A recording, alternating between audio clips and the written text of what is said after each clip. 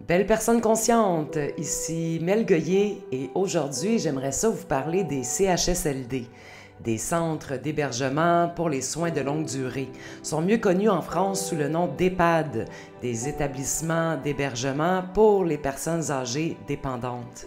Dans cette vidéo, je vais aborder la qualité de vie des personnes qui finissent dans un CHSLD en survolant d'abord ce qu'ils ont vécu durant la pandémie, le genre d'activité qu'on leur propose, ce qu'on leur sert à manger, la technologie aussi qui est développée pour les accompagner, puis d'une affiche que j'ai vue circuler qui m'a vraiment dérangée. C'est une affiche qui proposait une séance informative sur l'aide médicale à mourir dans un CHSLD.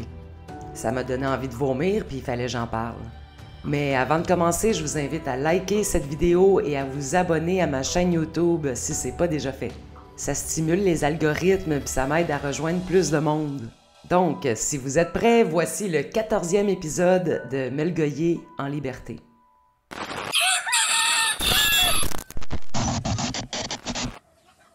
Au Québec, avant 1995, il y avait plusieurs types d'établissements pour accueillir les personnes âgées. Des hôpitaux de soins longue durée, des centres d'accueil, des maisons de repos. Mais en 1995, le gouvernement de Jacques Parizeau, le Parti québécois, a fait une réforme pour fusionner tout ce qui existait en CHSLD. Cette fusion-là avait pour but d'améliorer la continuité des soins, mais en fait, tout ce qu'elle a fusionné, c'est des manques. C'était une belle opportunité de créer un nouveau modèle viable et humain, mais c'est comme un big fail. Un gros échec en français. Il faut savoir que les CHSLD sont sous-financés depuis leur création. D'un côté, le coût des soins a explosé et de l'autre côté, on se satisfait d'un financement de 2% entre 2001 et 2019. C'est pas une augmentation de 2% par année, là. Non. C'est une augmentation de 2% en 18 ans. Si on considère l'inflation puis le vieillissement de la population, faut être un très mauvais comptable pour penser que ces chiffres-là font du sens. Savez-vous combien ça coûte une chambre individuelle dans un CHSLD? Si on se fie aux chiffres de la RAMQ, c'est 2198 $ par mois. Pour une petite chambre, là, pas de cuisine, pas rien. Faites le calcul, là, c'est plus que 26 000 $ par année. Les personnes âgées du Québec ont un revenu médian après impôt d'environ 27 à 30 000 $ par année. Mais on le sait que les aînés dans les institutions ils ont souvent un revenu bien plus modeste. Fait que si vous calculez comme moi, il en reste pas gros pour se payer des petits luxes. Mais l'absence de petits luxes, c'est loin d'être le pire. On va faire un léger survol de ce que nos aînés ont vécu durant la pandémie. Cœur sensible, vous êtes avertis. Le CHSLD Héron a beaucoup fait jaser durant la pandémie. Je vais vous lire des extraits d'un article de La Presse qui contient le témoignage de Martine Daigneault. Ça, c'est une infirmière de formation, mais elle est aussi directrice adjointe du soutien à l'autonomie des personnes âgées. Martine Daigneault va raconter ce qu'elle a vu quand elle est arrivée d'urgence au CHSLD Héron durant la pandémie. Dès mon arrivée sur les lieux, l'odeur nauséabonde dans l'ascenseur m'assaille. Il fait sombre. Le plancher est très sale et collant. On m'a orienté au 2e étage où un seul employé est en poste. Au 3e, il n'y avait personne. Je commence une tournée des chambres. Il y en a une 60aine. Je m'attelle à donner le souper. Du pâté chinois tellement froid qu'il est difficile à couper. Les résidents le refusent. Ils sont assoiffés.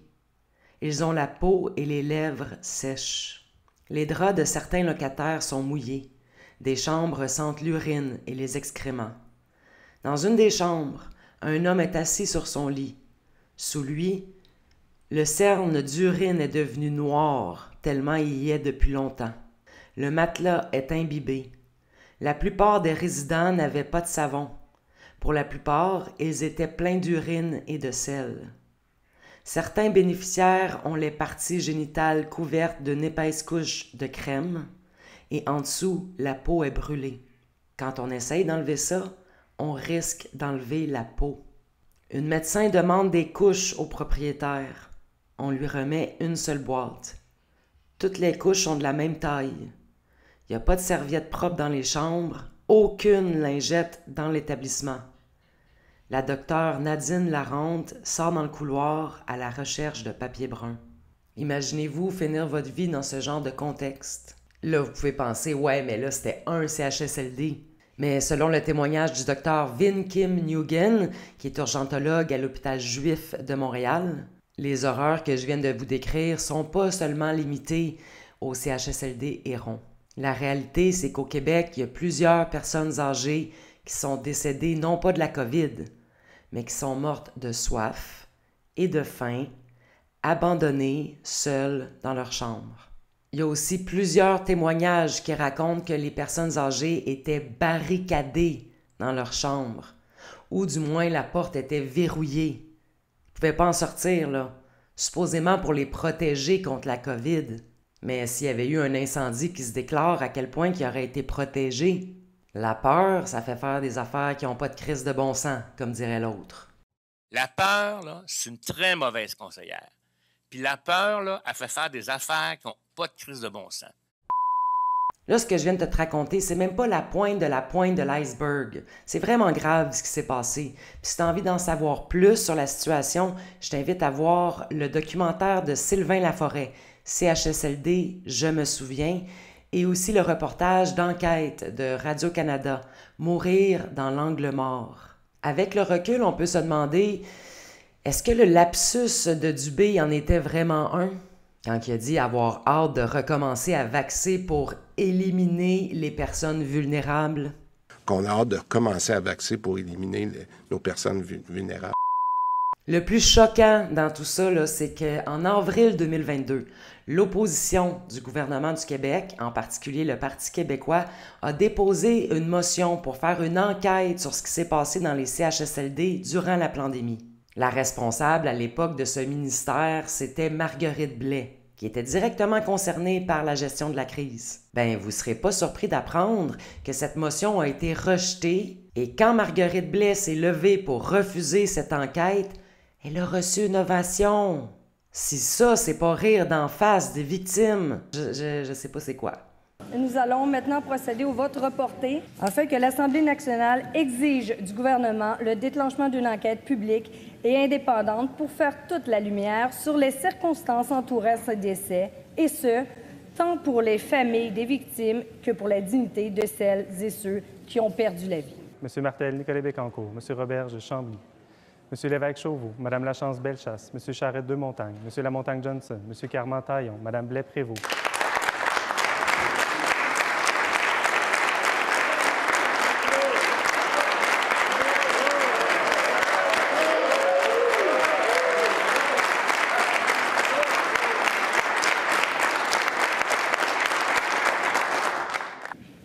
Madame secrétaire générale, pour le résultat du vote. Pour 38, contre 60, abstention aucune. Donc, la motion est rejetée. On pourrait penser que ce que je viens de te décrire, c'était dû au manque de personnel durant la pandémie puis qu'aujourd'hui, ça va bien, bien mieux. Mais malheureusement, la maltraitance, c'est pas rare dans les CHSLD. Dans un rapport du protecteur du citoyen de 2023-2024, on apprend que 6 plaintes sur 10 sont avérées vraies après enquête. Ça, c'est un taux vraiment élevé.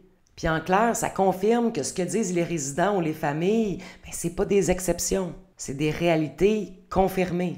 Je vais prendre 3 exemples récents de maltraitance dans les CHSLD.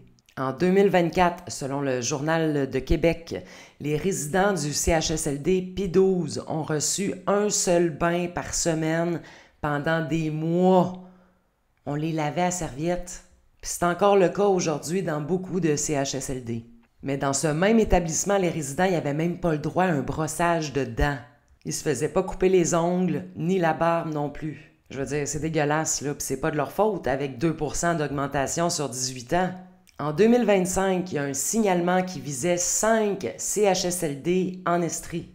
En résumé, l'enquête révélait qu'il y avait des changements qui étaient nuisibles aux patients.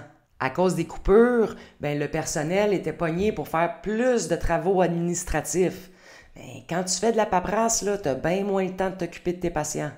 L'enquête a aussi démontré que le personnel n'était pas vraiment bien formé pour faire face à des situations de démence ou de maltraitance. Puis un autre cas parmi d'autres, en 2025, il y a 2 autres CHSLD qui ont été visés par une action collective. Il y a un enquêteur, Michel Delamare, qui a noté un manque de suivi et d'évaluation de la gravité des plaies.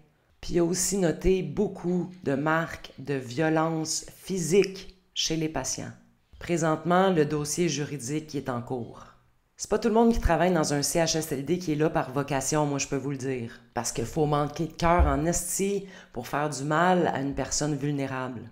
Une autre forme de maltraitance qu'on peut voir dans les CHSLD, c'est les repas dégueulasses qu'on leur sert. En 2022, l'ITHQ a sorti un rapport qui résumait une enquête qui avait été faite dans 57 CHSLD du Québec. C'était pour évaluer la gestion alimentaire. Les résultats sont assez préoccupants. En plus que ça soit de la bouffe dégueulasse qu'on leur sert, on parle d'insalubrité, de risque de toxi-infection, de manque de cuisiniers qualifiés, d'absence de fruits et de légumes, même en saison, de mauvaise qualité des produits, puis les résidents reçoivent des aliments soit trop cuits, soit trop froids. En passant, le ministère de la Santé a refusé de transmettre ce rapport. Il a fallu que la Commission d'accès à l'information insiste pendant plus d'1 an pour y avoir accès. Vive la transparence! Puis là, on a parlé de la qualité de la bouffe, mais il y a aussi la qualité de l'environnement puis la façon qu'on leur sert cette bouffe-là. Le rapport du protecteur du citoyen de 2023-2024 parle d'un cas concret. Tous les résidents sont réunis dans la salle à manger du CHSLD.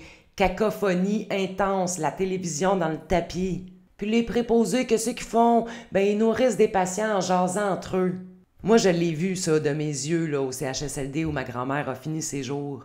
Puis pendant que ça jase, ça regarde pas, elle est rendue où, la cuillère? Fait que là, imaginez la personne âgée en train d'essayer d'attraper la bouchée. C'est un manque de respect tellement incroyable. Moi, ça me fâche. Je veux dire, t'as une job, madame, si, c'est de mettre la cuillère dans sa bouche. Peux-tu raconter ton week-end ou ton épisode de télé une autre fois durant ta pause?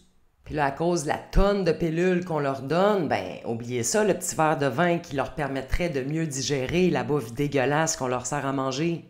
Selon le ministère de la Santé et des Services sociaux du Québec, c'est environ 12 médicaments de façon régulière qu'on donne aux personnes âgées. Mais un médicament, ça peut être pris 2-3 fois par jour. On parle donc d'une moyenne approximative là, de 10 à 30 pilules par jour. Tu sais, le beau cocktail pharmaceutique, là, ça doit être payant, ça, pour Big Pharma. Vu le manque de personnel ou de leur incompétence, il y a Hanson Robotics qui a sorti Sophia en 2016 et Grace en 2021. Ça, c'est des robots humanoïdes là, qui ont l'air d'humains, conçus expressément pour le secteur de la santé des personnes âgées, pour les accompagner là, durant les soins de longue durée. Hello everybody. I am Grace. I am built by Hanson Robotics for Awakening Health.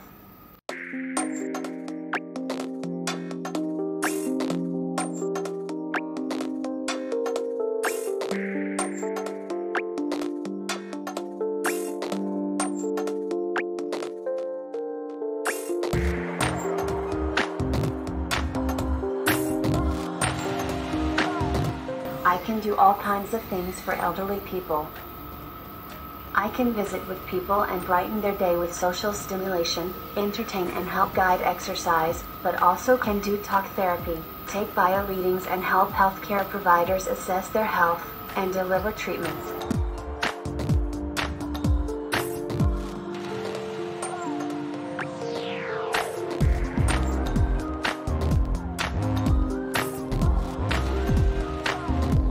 So we designed Grace to look professional in a healthcare setting.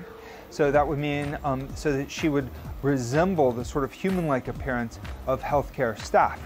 And so then this would facilitate more natural interactions, giving her a face that would be familiar to people, comforting to people, and also language abilities that are comforting. C'est vrai qu'aujourd'hui, c'est juste des prototypes. C'est une technologie qui est en développement, mais ça vous donne une bonne idée de savoir où est-ce qu'on s'en va.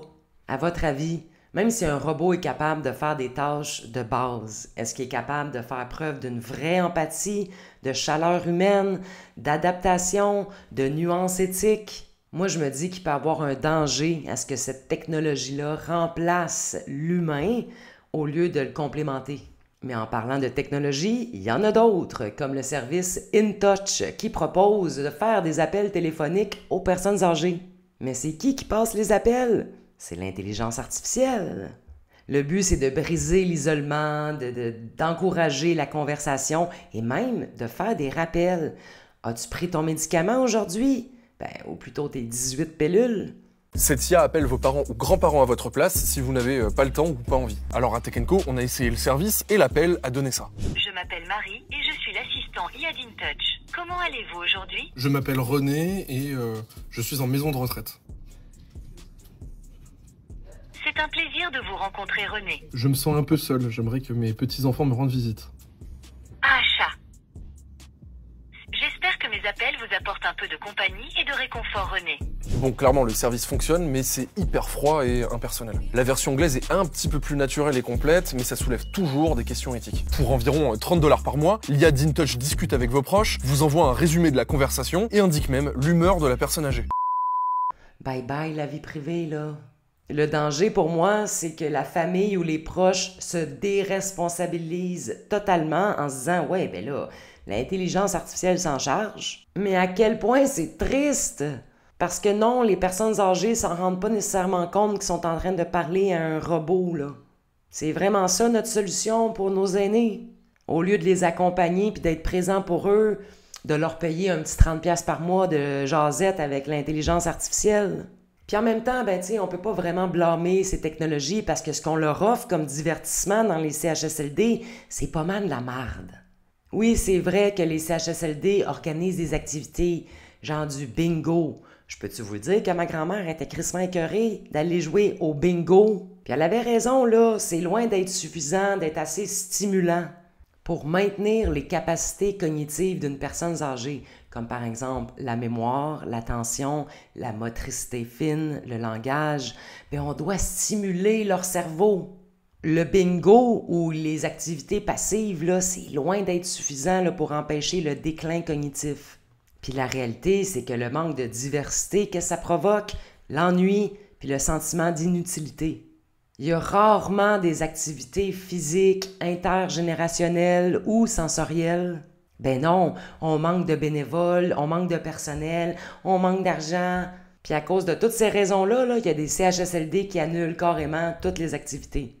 Marguerite Blais, celle qui a reçu une belle ovation, qui était ministre responsable des aînés, elle a eu une bonne idée.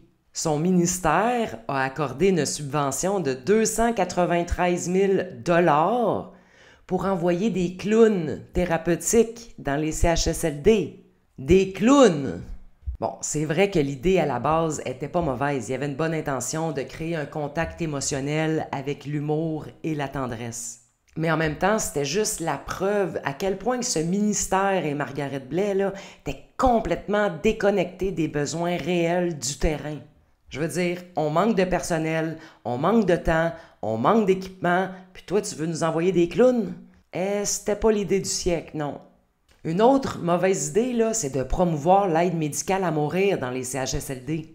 Quand j'ai vu circuler cette affiche qui faisait la promotion d'une séance d'information sur l'aide médicale à mourir dans un CHSLD, je tombais en bas de ma chaise. Bienvenue à tous! Point d'exclamation. Non mais gang de débiles! Ça m'a littéralement levé le cœur, là. J'ai eu physiquement envie de vomir. Quand on fait la promotion d'une telle séance d'information sur l'aide médicale à mourir dans un contexte où est-ce que les personnes âgées sont déjà dans la solitude, isolées, ça s'ennuie à mort, c'est triste, ils n'ont aucun plaisir de vivre, là. Ça devient comme un peu dérangeant, non? Ça devrait créer un malaise presque palpable. Je veux dire, on leur propose carrément de mourir. Est-ce qu'on leur offre réellement le choix ou on les prépare psychologiquement quand la vie, c'est une série d'attentes? Attendre qu'on te change ta couche, attendre qu'on t'amène à manger, puis de pilules que tu sais même plus c'est quoi ton nom. Et où la ligne entre informer et influencer une personne qui est déjà vulnérable? Tu sais, dans un contexte de CHSLD, là, l'information peut rapidement devenir une suggestion. Puis depuis la loi élargie qui a été votée en 2023, l'aide médicale à mourir est offerte directement dans les CHSLD. Pratique, hein?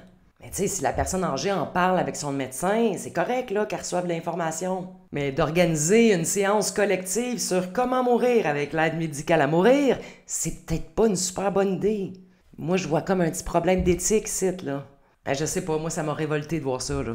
C'est nos aînés qui ont bâti le Québec. Je veux dire, ils méritent mieux que d'attendre la mort dans un corridor ou de se faire proposer l'aide médicale à mourir. Ailleurs dans le monde, là, il y a des modèles bien plus humains et inspirants qui existent. Je vais vous donner 3 exemples. Premièrement, dans les Pays-Bas, il y a le village Alzheimer. Ça, c'est comme une reconstruction d'un petit village dans lequel il y a un café, il y a une épicerie, il y a un théâtre et le personnel de la santé est comme déguisé en commerçant. Ça, ce que ça fait, c'est que ça favorise vraiment la liberté, la dignité, puis le sentiment de normalité. Ce modèle-là a fait ses preuves. Les résultats, moins de médicaments, plus de rire, moins d'agitation.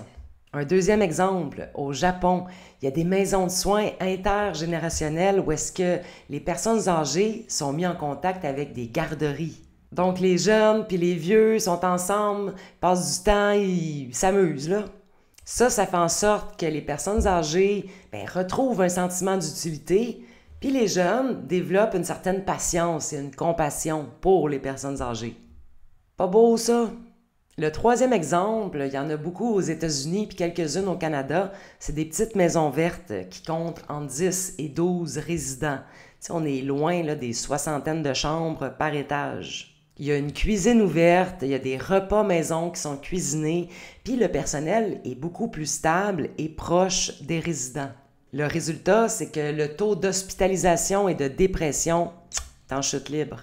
Mais là, au lieu d'attendre que le gouvernement se bouge le cul parce qu'on risque d'attendre longtemps avant que ces belles choses-là se passent, je vais vous proposer une série d'actions que vous pouvez faire dès maintenant pour améliorer la situation, pour faire une différence positive auprès des personnes âgées. Moi, j'écrivais beaucoup à ma grand-mère. Elle aimait ça recevoir des lettres. Donc, vous pouvez écrire une lettre, les appeler pour éviter l'intelligence artificielle là, et leur rendre visite plus souvent. Puis dans certains CHSLD, c'est même possible de faire ça avec des inconnus. Vous pouvez écrire des lettres à des personnes âgées que vous ne connaissez pas nécessairement. La prochaine fois que vous allez voir un de vos grands-parents, apportez un animal. Que ce soit un petit chat, votre chien, un lapin. Moi, je me suis jamais gênée pour amener le chien de mon ex voir ma grand-mère. Il y a tellement de bienfaits à la présence d'un animal chez les personnes âgées. Il y a même des études qui prouvent que les bénéfices sont bien plus élevés que les risques. Vous pouvez aussi cuisiner un bon repas puis le manger avec eux. Moi, je sais que ma grand-mère a tripait sur le poulet de chez Saint-Hubert. Des fois, quand j'allais la voir puis j'avais les moyens, je faisais commander. Ça la changeait un petit peu des repas dégueulasses qu'on lui servait au quotidien. Il n'y a rien qui vous empêche aussi d'utiliser de la belle vaisselle. Ça les change de leur assiette en carton.